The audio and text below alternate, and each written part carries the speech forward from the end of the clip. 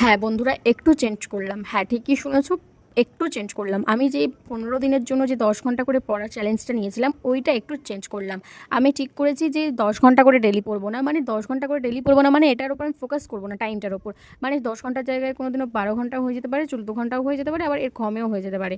কিন্তু আমি ফোকাস করব যে আমি প্রতিদিন সবকটা সাবজেক্ট পড়ছি কিনা, মানে প্রত্যেকটা সাবজেক্ট আমি একটু করে হলেও পড়বো।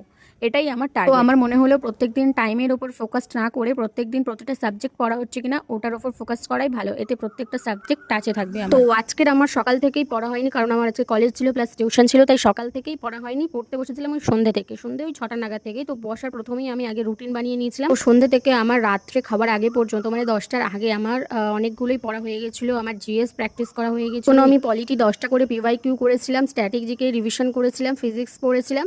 তো এগুলোই হয়ে গেছিলো। তো তারপরে খাওয়া দাওয়া সেরে করে এসে আমি 11টার পর থেকে আমি ম্যাথ করেছিলাম আর কারেন্ট অ্যাফেয়ার্স করেছিলাম। ম্যাথসের আজকে টপিক ছিল টাইম অ্যান্ড ওয়ার্ক। তো এখন বাজে 11টা 50 মতো, আর আমার এখনও বাকি ছিল রিজনিং আর হিস্ট্রি জিওগ্রাফি রিভিশন। আজকে রিজনিংয়ের টপিক ছিল কজ অ্যান্ড এফেক্ট। তো আর শুধু হিস্ট্রি জিওগ্রাফি রিভিশন বাকি ছিল। এটা আমি রাত্রে শুয়ে শুয়ে চ্যাট জিপিটি থেকে কিছু কোয়েশ্চেন আনসার সলভ করেছিলাম। তো আজকে সব